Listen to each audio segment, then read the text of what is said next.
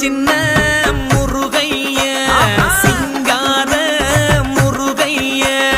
சின்ன முருகைய சிங்கார முருகைய கொஞ்சி கொஞ்சி தமிழ் பேசும் செந்தில் வடிவேலனவ கொஞ்சி கொஞ்சி தமிழ் பேசும் செந்தில் வடிவேலனவ சின்ன முருகைய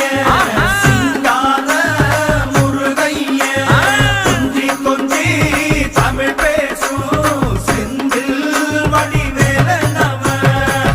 சுப்பிரமணிய சாமி என்பார், கார்த்திகேயன் என்பார்,